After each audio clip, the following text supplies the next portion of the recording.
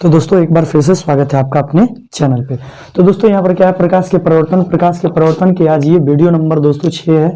और 6 number video में दोस्तों हम क्या जानने वाले हैं, तो इस 6 नंबर वीडियो में दोस्तों मैं आप लोगों के लिए लेके आया हूँ समतल दर्पण में बनने वाले प्रतिबिंब और उसकी विशेषता। दोस्तों पिछली वीडियो में हम क्या पढ़े थे, तो पिछली वीडियो में हम ये पढ़ते दोस्तों कि दर्पण क्या होता है। तो दर्पण एक ऐसा कांच होता है जिसका एक सतह कलई किया गया होता है, यानी कि रंगा गया होता है AgNO3 से। दर्पण को दो भाग में बांटे थे, एक बांटे थे समतल दर्पण, दूसरा बांटे थे गोलीय दर्पण। समतल दर्पण वैसा दर्पण होता है जिसका प्रवर्तक सतह समतल होता है। गोलीय दर्पण वैसा दर्पण होता है जिसका प्रवर्तक सतह किसी खोखले गोले का भाग होता है।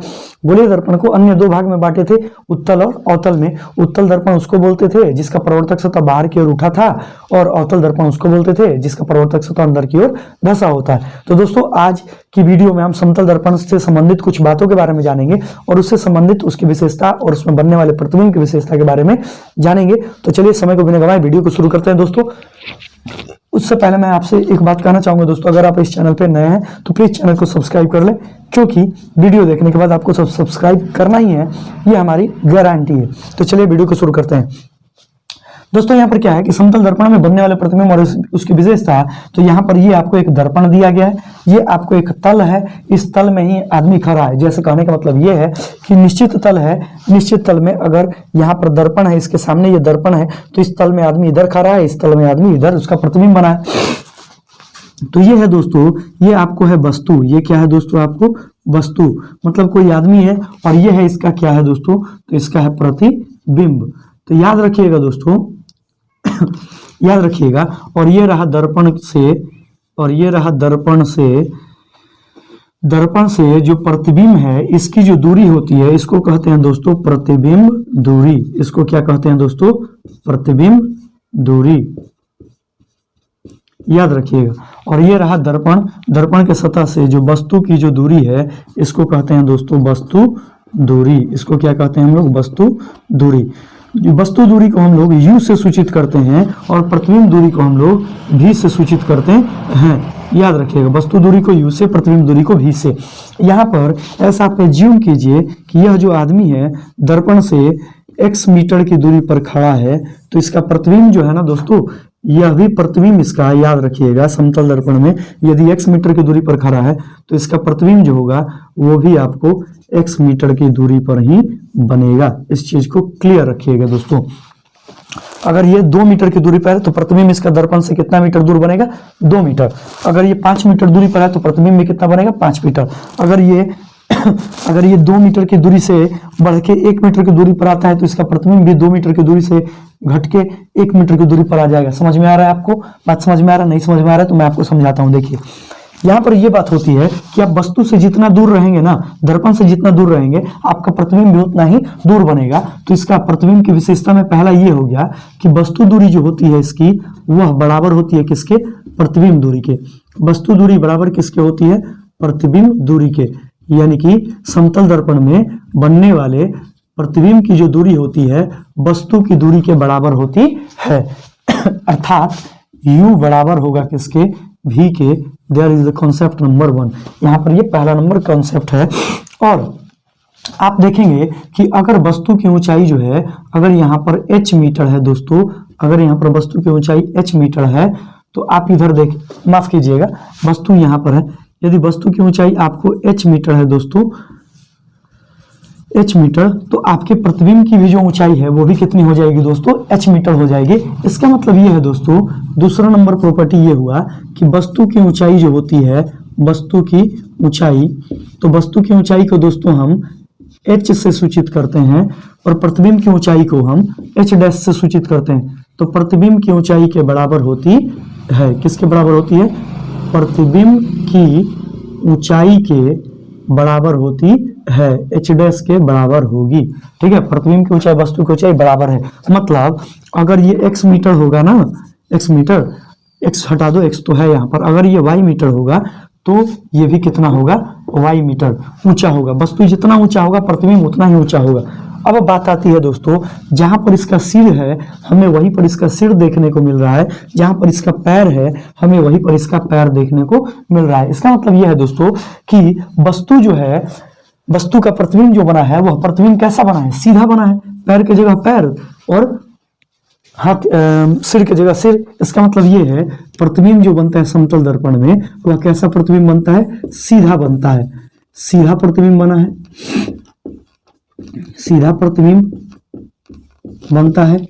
अच्छा, अगले अगर पॉइंट पर आ जाए दोस्तों, तो हम आपको कुछ समय पहले हम आपको बताए थे कि प्रतिबिंब दो प्रकार के होते हैं, वास्तविक और आभासी या काल्पनिक। तो वास्तविक प्रतिबिंब हम उसे कहते थे जिसे हम पर्दे पर प्राप्त करते थे और जो हमेशा उल्टा होता था, और आभासी प्रतिबिंब उसे कहते थे जिसे हम पर्दे पर प्राप्त नहीं कर सकते और जो सीधा होता था। तो यहाँ पर आपको जब ये चीज मालूम हो गया कि प्रतिबिंब सीधा है, इसका मतलब क्या है कि प्रतिबिंब कैसा होगा, आभासी होगा, यानी कि प्रतिबिंब कैसा होगा, आभासी होगा। तो समतल दर्पण में जो प्रतिबिंब बनता है वह बनता है आभासी प्रतिबिंब। कैसा प्रतिबिंब बनता है, आभासी प्रतिबिंब बनता है। तो इस चीज को भी आप क्लियर कर लिए। पांचवा नंबर देखें दोस्तों, तो पांचवा नंबर पॉइंट ये आएगा दोस्तों, याद रखिएगा कि ध्यान देना, अगर इसमें ये मान लो कि इसका लेफ्ट हाथ है, इसका लेफ्ट है और ये राइट है, तो अगर ये अपना लेफ्ट हाथ उठाएगा ना तो दर्पण में राइट हाथ उठ जाएगा, और राइट वाला उठाएगा तो दर्पण में लेफ्ट वाला उठेगा। अगर आप दर्पण में देखे होंगे ये आपका दाहिना हाथ है, तो अगर आप इसमें दाहिने हाथ को करेंगे तो आपको उसमें उधर से बायां वाला दिखाई देगा, आपको उसमें कैसा दिखाई देगा, बायां वाला। आप कैसे एज्यूम करेंगे, आप यहाँ पर खड़ा रहेंगे, आप यहाँ पर खड़ा रहेंगे और आपको आपके सामने कोई व्यक्ति खड़ा रहेगा, आपके सामने कोई व्यक्ति खड़ा रहेगा सामने, तो अगर आप ये वाला करेंगे तो वो व्यक्ति वो आपको उल्टा वाला करेगा कि नहीं करेगा। अगर आपका दाहिना हाथ ये है तो अगर वो आपके सामने है तो उसका दाहिना हाथ आपके जस्ट अपोजिट होगा। लेकिन आपको दर्पण में क्या होता है, जैसे आप इधर उठाते हैं वैसा ही आपको दर्पण में सामने सामने दिखाई देता है ये वाला। इसका मतलब ये है दोस्तों कि दर्पण में आपके सामने उल्टा प्रतिबिंब बनाता है। तो हमारा यहाँ पर ये हो जाएगा कि जो प्रतिबिंब बना यह प्रतिबिंब पार्श्व रूप से उल्टा होता है। प्रतिबिंब कैसा होता है, प्रतिबिंब पार्श्व रूप से उल्टा बनता है। पार्श्व मतलब समांतर होता है, पार्श्व मतलब क्या होता है, समांतर। याद रखिएगा प्रतिबिंब कैसा बनेगा, पार्श्व रूप से कैसा बनेगा, उल्टा बनेगा। उम्मीद करते हैं इतना क्लियर है। अब अगर हम आगे पॉइंट पर आ जाए दोस्तों, तो अगला अपने पास पॉइंट ये होगा, मैं आपको बताना चाहता हूं, पॉइंट को वो भी समझ लीजिए। अगर आप दर्पण की तरफ आएंगे तो आपका प्रतिबिंब भी, अगर आप दर्पण की तरफ आएंगे तो आपका प्रतिबिंब भी, अगर आप दर्पण की तरफ आएंगे तो आपका प्रतिबिंब भी दर्पण की तरफ जाएगा। कहां जाएगा, दर्पण की तरफ जाएगा। तो याद रखिएगा एक चीज मैं आपको समझाना चाहता हूं, ये अगर कोई वस्तु है, ये कोई गाड़ी है और यहाँ पर कोई चालक बैठा हुआ है और ये इधर जा रहा है, और ये इधर कोई आदमी है और ये भी बैठा हुआ गाड़ी में और ये भी इधर जा रहा है। ये 10 किलोमीटर प्रति घंटे की रफ्तार से जा रहा है और यह 15 किलोमीटर प्रति घंटे की रफ्तार से जा रहा है। अब बताइए कि इस व्यक्ति को, जो इसमें बैठा हुआ है, इस व्यक्ति की स्पीड कितनी लगेगी। तो दोनों का रिलेटिव निकालेंगे दोस्तों।